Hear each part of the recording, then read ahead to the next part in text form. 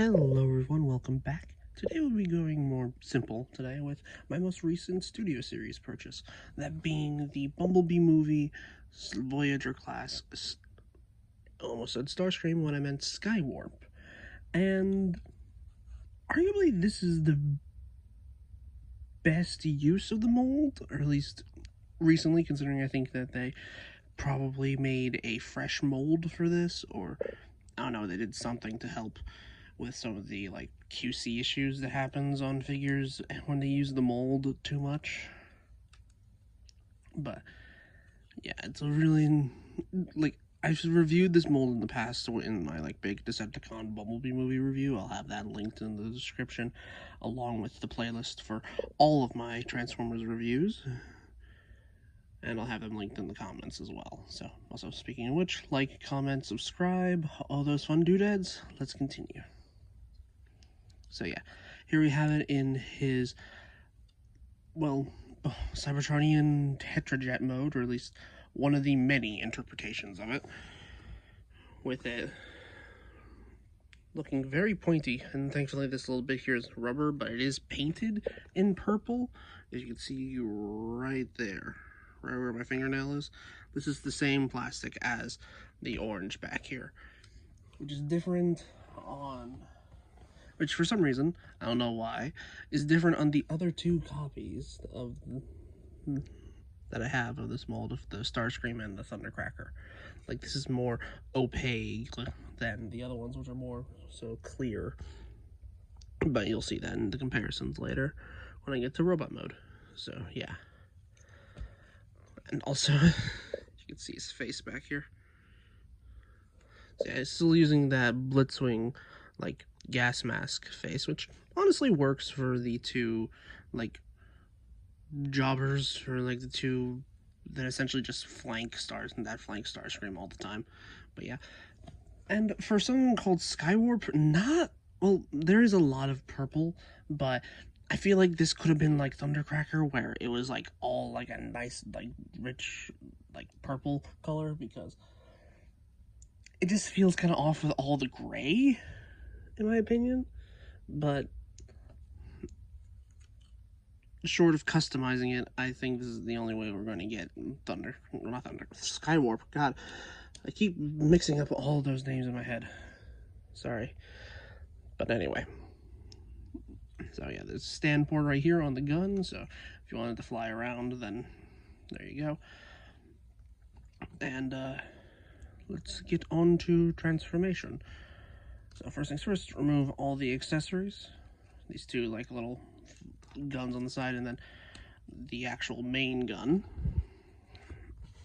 Then start off with bringing these up, split it to the sides, and then we just unclip the nose cone, put it in, close all that back up. Also, just bring up these side pieces right now just for the robot mode. And then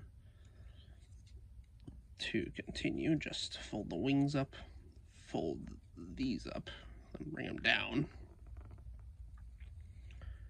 like that. Then we can untab, well, wait, actually, we unfold the arms first, and then we bring them around, tab them in, and then we fold all of this around. Just like that. We bring the head to and cover all this, rotate the arms around, flip out the hands. There we have the entire top of the robot mode done, and now we just need to do the legs. Start off with, just untab them from each other, bring them forward, rotate them, fold up this little piece here till it clicks. You untab it from the thigh, bring this down. After bringing out the foot, you fold this all in to fill in the leg.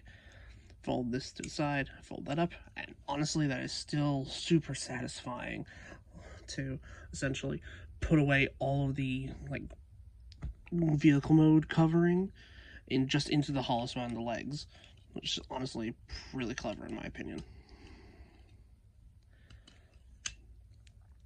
Do it on the opposite side, and then boom, here we have Skywarp in his robot mode. And for essentially being the purple one of the Seekers, purple is annoyingly a secondary color in this, wherein he's just a majority, like, two different types of gray. And I do feel like he could have used a bit more purple compared to the others, but I mean, it is what it is. So yeah, just put the guns back here, and these fit actually pretty well out of the box, which is surprising considering how loose these guns were on my like Starscream and Thundercracker.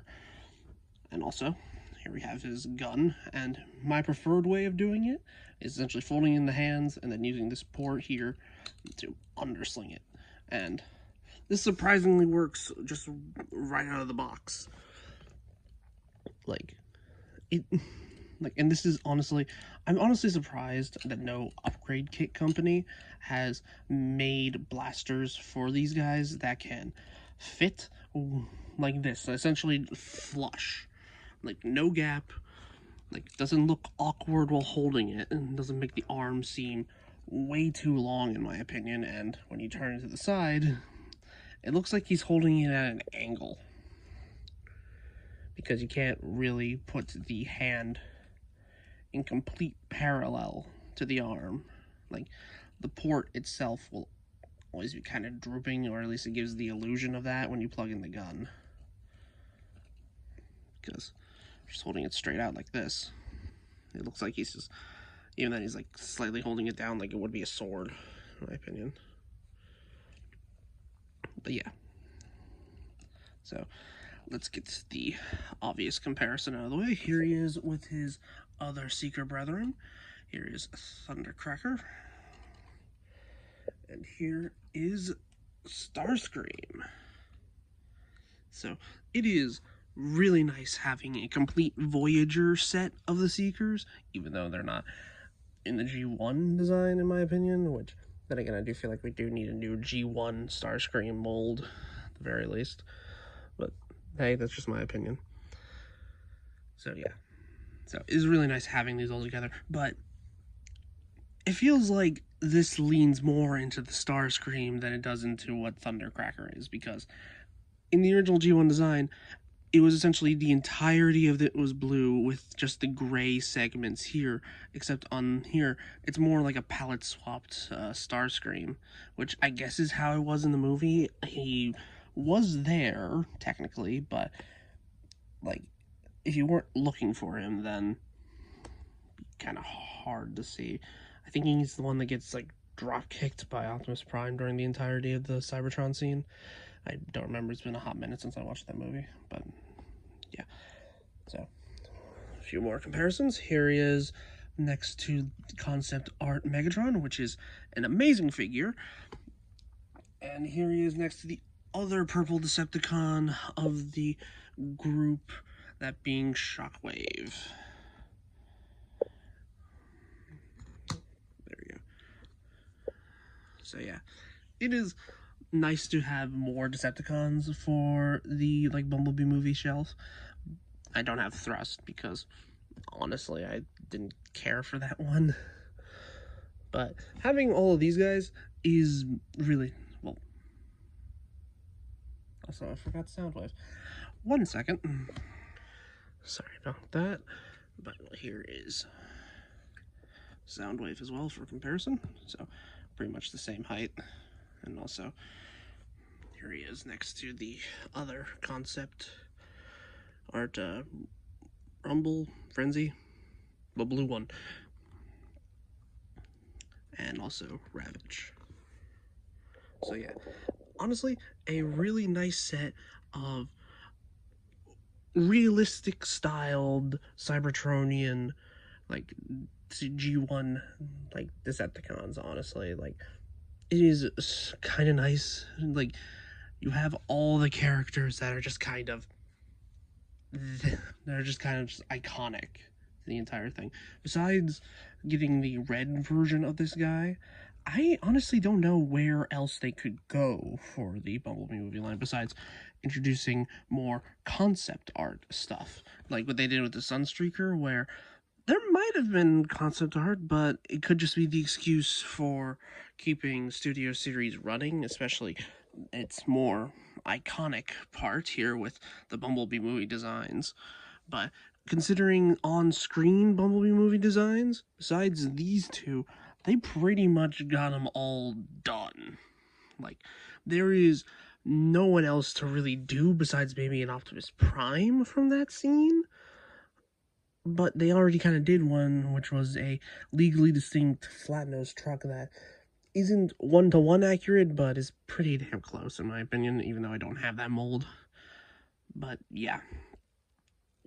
So, it is really nice to have. But yeah, besides my little qualms about the color scheme here, this is a good mold. And let's get into the articulation. Just let me get everybody out of the way.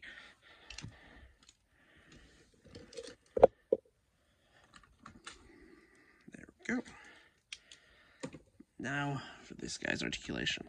So for the head, it's just on a ball joint. Can really only look side to side. Or at least you can do a full 360. You can't really look up all that much. But at the very least, compared to Starscream, this guy's head hasn't popped off all that often, which is really nice. The arms can do a full 360 until they bump into the wings. The arms can go out that far. There is a bicep swivel.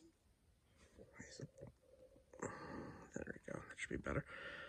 There's a bicep swivel. Over 90 degrees of bend at the elbow. The wrists can only move downward thanks to the transformation joints. There is a waist rotation, but I tend to forget it's there because, I mean, you can do some stuff with it, but not much, in my opinion. Legs can go forward that far, can go back that far, can go out that far, and a weird faux ratchet. Like, you don't really hear it, but when you get this figure in hand, you can more so feel it. So yeah, there is a thigh rotation. These can bend a little bit over 90, or at least to 90. Ankles can go really far, and you can get a little bit of upwards and downwards if you want to. But yeah, so that was his articulation, and honestly, I say if you haven't experienced this mold and you like Skywarp, I do say go for this, but if you don't like this color scheme for Skywarp, then and you don't have any of the other Seekers to go along with him, then I say you can pass on this. But in personal preference, it's your money. But honestly, I got this guide to complete the Seeker trio that I had. So yeah, so that has been my review for the Studio Series Voyager Skywarp. I hope you have a good rest of your day, and, well, like, comment, subscribe, share this with your friends, and all those fun doodads, and I'll have video links to my previous reviews of the Bumblebee movie cast. So I hope you have a good rest of your day, and this is me, signing out. Peace.